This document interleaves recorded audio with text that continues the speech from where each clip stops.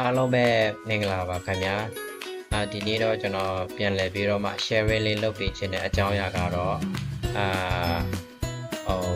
ဘန်ရဲ့ application ပဲဖြစ်ပါတယ်ခင်ဗျာဒါနဲ့ပတ်သက်ပြီးတော့မှကျွန်တော်တည်တလောက်လေးပေါ့နော်ကျွန်တော်ပြန်လည်ပြီးတော့မှ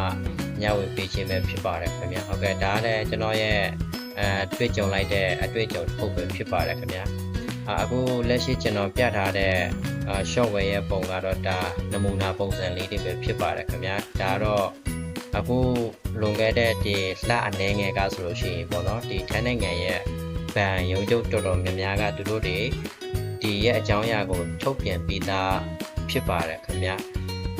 ကျွန်တော်ရဲ့မိတ်ဆွေသူငယ်ချင်းတွေလည်းသိပြီးသားဖြစ်တာမို့လို့မသိသေးတဲ့သူတွေအတွက်ကိုလည်းကျွန်တော်ပြန်လည်ပြီးတော့မှ sharing လေးလုပ်ပေးခြင်းဖြစ်ပါတယ်ခင်ဗျာဘယ်သူမှတူတယောက်မှကြည့်ပဲပြီးတော့မှကျွန်တော်ပြောဆိုတာမဟုတ်ပါဘူးခင်ဗျာဟုတ်ကဲ့ဒီဘယ်လိုပြောရမလဲဒီအကြောင်းအရာကဘာလဲဆိုတော့ကျွန်တော်တို့တွေဘယ်လိုပြောရမလဲလက်ရှိကိုင်နေတဲ့ဖုန်းနံပါတ်ပေါ့နော်ကျွန်တော်တို့စပြီးတော့ဝယ်တဲ့အချိန်မှာကျွန်တော်တို့အဲ့ဒီဖုန်းနံပါတ်ကိုကျွန်တော်တို့တွေဘယ်လိုအထောက်ထားနဲ့ဘယ်လိုမှတ်ပုံတင်ထားလဲပေါ့နော်သူညာဟာနဲ့ကျွန်တော်တို့မှတ်ပုံတင်ထားသလားဒါမှမဟုတ်ကျွန်တော် passport နဲ့မှတ်ပုံတင်ထားသလားဒါမှမဟုတ်ရင်ကျွန်တော်တို့တွေကဒီကျွန်တော်တို့တွေကပန်းရောက်ကားနဲ့တင်ထားလားဆိုတာကိုကျွန်တော်တို့တွေသိထားရမှာဖြစ်ပါတယ်ပေါ့နော်အဲ့ဒီအကြောင်းအရာကျွန်တော်မပြောခင်မှာကျွန်တော်ဖြစ်လာတဲ့အကြောင်းအရာလေးနည်းနည်းကျွန်တော်ပြောပြပေးချင်ပါတယ်ခင်ဗျကျွန်တော်ရဲ့မိတ်ဆွေသူငယ်ချင်းတွေလည်းကျွန်တော်လိုမျိုးမဖြစ်ရအောင်ကျွန်တော်ပြန်လည်ပြီးတော့မျှဝေတင်ဆက်ပေးခြင်းဖြစ်ပါတယ်ခင်ဗျဒါကတော့လွန်ခဲ့တဲ့ဒီ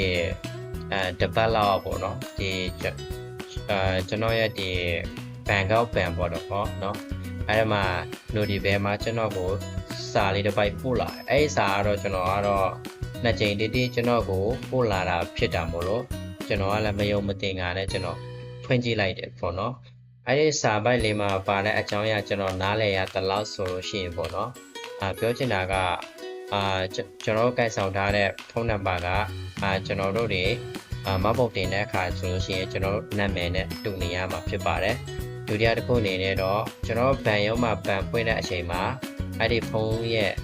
စင်ကတ်နဲ့လည်းကျွန်တော်တို့တွေနာမည်အတူတူဖွင့်ထားပေးရမှာဖြစ်ပါတယ်တကယ်လို့များနာမည်မတူဘူးဆိုလို့ရှိရင်ပေါ့နော်ကျွန်တော်တို့လက်ရှိအသုံးပြုနေတဲ့ဘန်ရဲ့ software ကသူတို့တွေကပိတ်သိမ်းနိုင်တယ်ဒါမှမဟုတ်ရင်သူတို့တွေခိတခဏရက်ဆိုင်နိုင်တယ်ဆိုပြီးတော့မှအဲ့လိုမျိုးပြောထားတာဖြစ်ပါတယ်ပေါ့နော်ဒါပေမဲ့ကျွန်တော်ကတော့ဒီကျွန်တော်ရဲ့ဖုန်းနံပါတ်ကကျွန်တော်ကဒီပန်းရောက်ကနဲ့ကျွန်တော်ကဖွင့်ထားတယ်အဲ့ဒါကိုပေါ့နော်ကျွန်တော်ကိုစာပိုက်ပို့လာတဲ့ခါကျကျွန်တော်ကမတင်ကြတော့ကျွန်တော်ကအဲ့ဒီတန်ရုံးကိုကျွန်တော်သွားပြီးတော့မှမေးမြန်းကြည့်တယ်ပေါ့နော်အကြောင်းအရာကဘယ်ကနေဖြစ်လာတာလဲပေါ့ကျွန်တော်ပို့လာတာလဲဒါနှာခေါက်ရှိပြီမို့လို့ကျွန်တော်မသိစိတ်ရနေသူတို့တွေကိုမေးလိုက်ခြင်းဖြစ်ပါတယ်ပြီးတော့လဲကျွန်တော်ကဘာနဲ့မှတ်ပုံတင်ထားလဲဆိုတာလဲကျွန်တော်တို့ရှင်းပြလိုက်တယ်ဖြစ်ပါတယ်အဲ့ဒါဘန်ရဲ့ဝန်ထမ်းတယောက်ကကျွန်တော်ပြောတာကကျွန်တော်ဒီဘန်ကိုဘန်ရဲ့ software ပေါ့နော်ကျွန်တော်ဆိုလိုတာဒီဘန်ရဲ့ software ကိုဖွင့်တဲ့အချိန်မှာ passport မျက်နှာပြင်အသုံးပြုပြီးတော့ဖွင့်ထားတာမို့လို့တဲ့လက်ရှိကိုင်နေတဲ့ဖုန်းနံပါတ်ကပန်းရောက်ကနဲ့ကျွန်တော်တို့ရဲ့မှတ်ပုံတင်ထားတဲ့ခါကျတော့တဲ့နာမည်ကလွဲနေတာတွေဖြစ်နေတာပေါ့နော်အဲ့ဒါကြောင့်သူတို့တွေကအဲ့ဒီဘန် software မှာရှိနေတဲ့နံပါတ်နဲ့အခုလက်ရှိသုံးနေတဲ့ဖုန်းနံပါတ်ပေါ့နော်ကျွန်တော်မှတ်ပုံတင်ထားတဲ့နံပါတ်နဲ့တူညီအောင်ကျွန်တော်တို့ဘယ်လိုပြောမလဲမှတ်ပုံတင်ခိုင်းတာဖြစ်ပါတယ်ပေါ့နော်အဲ့ဒါဘယ်လိုနေရာမှာမှတ်ပုံတင်လို့ရလဲဆိုတော့ဥပမာကျွန်တော်တို့တွေကိုင်ဆောင်ထားတဲ့ဖုန်းရဲ့ SIM card ပေါ့နော်ကျွန်တော်တို့ကဘယ်လို SIM card တွေကျွန်တော်တို့ဘယ်လို SIM card တွေကိုကျွန်တော်တို့ကကင်ထားလဲပေါ့ဥပမာAIS လားဒါမှမဟုတ် Detail တို့ Trumo တို့စသည်ဖြင့်သုံးကြတာမဟုတ်လားဒါမဲ့ကျွန်တော်ကကျတော့ Detail သုံးတာမဟုတ်လို့ကျွန်တော်က Detail ရဲ့ရုံးမှာကျွန်တော်သွားပြီးတော့မှဘယ်လိုပြောရမလဲ update သွားလုပ်ပေးရတာဖြစ်ပါတယ် update လုပ်ပြီးတော့ကျွန်တော်ကစာရွက်ရလာတဲ့အခါကျတော့ကျွန်တော်ဘန်ရုံးကိုသွားပြီးတော့မှကျွန်တော်ပြောပြတယ်တင်ပြတယ်အဲ့ဒါနဲ့ဘန်ရဲ့ဝန်ထမ်းကျွန်တော်ဗာပြောလဲဆိုတော့ တကယ်လို့ update လုပ်ပြီးသွားပြီဆိုလို့ရှိရင်နာမည်တူညီသွားပြီဖြစ်တာမို့လို့တဲ့ဘာမှစိုးရင်စရာမရှိတော့ဘူးဆိုပြီးတော့မှကျွန်တော်ကိုပြောလာတာဖြစ်ပါတယ်အဲဒါကြောင့်အခုလက်ရှိကျွန်တော်ရဲ့မိတ်ဆွေသူငယ်ချင်းတွေပေါ့နော်အဲ့ဒီလိုမျိုးကျွန်တော်လိုမျိုးပေါ့နော်ဘန် software နဲ့ဖုန်းနံပါတ်နဲ့နာမည်နဲ့မတူညီဘူးဆိုလို့ရှိရင်တွားပြီးတော့မှupdate တင်ဖို့ပေါ့နော်ကျွန်တော်ပဲချာတိုက်တွန်းပါတယ်ဘာဖြစ်လဲဆိုတော့ဒီစာမှာကျွန်တော်ကိုဘာဖြစ်လဲဆိုတော့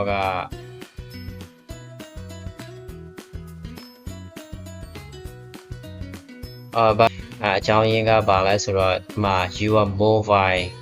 number ပေါ့နော် owner name must register with the mobile banking ခုနဆိုအရင်တော့ကျွန်တော်ပြောခဲ့သလိုပဲကျွန်တော်တို့လက်ရှိကင်နေတဲ့ဖုန်းနံပါတ်နဲ့နာမည်ပြီးတော့အခုလက်ရှိဖွင့်ထားတဲ့ဖုန်း software ပေါ့နော်နာမည်တူညီရမယ်ပေါ့နော်နာမည်တူညီရမယ်ဖြစ်ပါတယ်ပေါ့နော်တကယ်လို့မတူညီနိုင်ဘူးဆိုလို့ရှိရင်ဖြစ်လာနိုင်တဲ့အကြောင်းအရာကတော့ဘာဖြစ်လာနိုင်လဲဆိုရင်အခုလက်ရှိကျွန်တော်ပြထားတဲ့စာမှာပေါ့နော်တကယ်တက်ကြွတဲ့သူဆိုဖတ်ကြည့်ပါ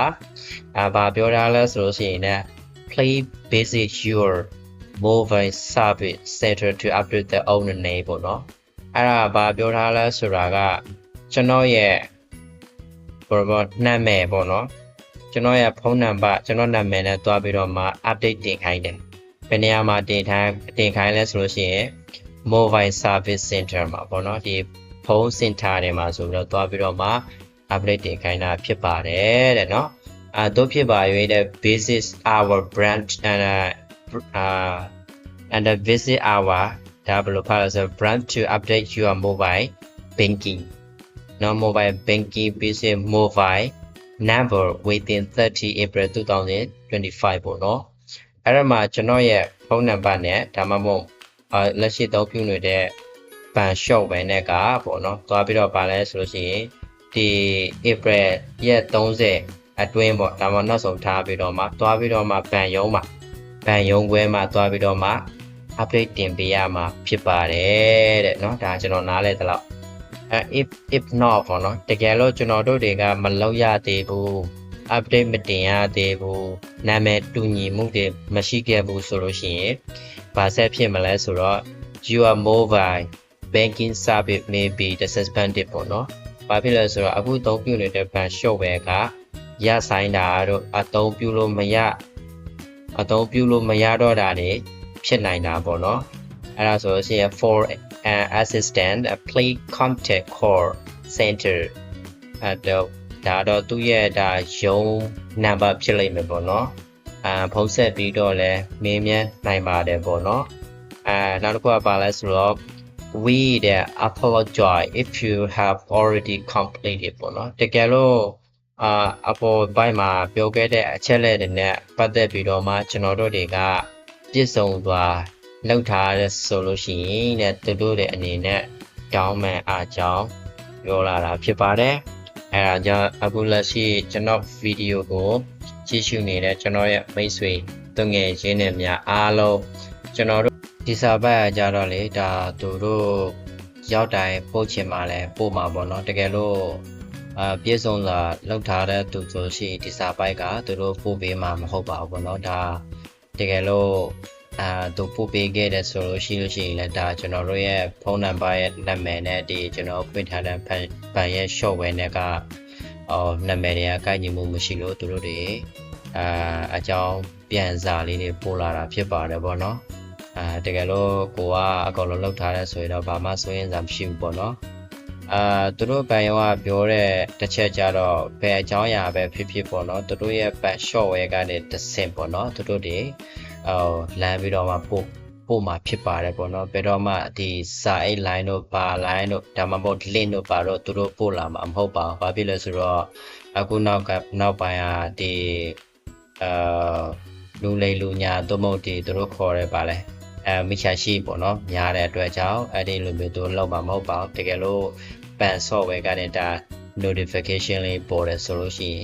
ရင်စက်ကြည့်ပေါ့တကယ်လို့မပေါ်ဘူးဆိုလို့ရှိရင်တော့အကြောင်းပြန်စာမရသေးဘူးဆိုရင်ကျွန်တော်တို့ဘာမှလောက်เสียမလို့ပေါ့နော်တကယ်လို့ပေါ်လာခဲ့ပြီဆိုလို့ရှိရင်တော့ဒါ ကျွန်တော်နီးစရာဒီဘန်ယုံပွဲတို့ဒါမှမဟုတ်ဒီနီးစရာဒီဖုန်းရဲ့ SIM card ကိုဝယ်ဆောင်မှုပေးနေတဲ့စင်ထားတွေမှာတွားပြီးတော့မှကျွန်တော် update တင်ပေးလိုက်ပေါ့နော်ဟုတ်ကဲ့ပါအားလုံးပဲကျေးဇူးတင်ပါတယ်တို့တွေကင်နေတဲ့ဖုန်းနံပါတ်နဲ့ကျွန်တော်တို့ဖွင့်ထားတဲ့ဘန် software နဲ့ပေါ့နော်နာမည်တူညီမှုရှိမရှိပေါ့နော်ပြန်လည်စစ်ဆေးကြပါဘာဖြစ်လို့ဆိုတော့ဒီ April 30ရက်နေ့နောက်ဆုံးပဲဆိုတော့ကအချိန်ကတိတ်မကြံတော့တာဖြစ်တာမို့လို့ကျွန်တော်တို့ရဲ့မိတ်ဆွေသူငယ်ချင်းတွေပေါ့နော်ဟိုဘယ်လိုပြောရမလဲဘန်တွေပါပိတ်သွားတာတွေပေါ့နော်ဒုက္ခမျိုးတွေ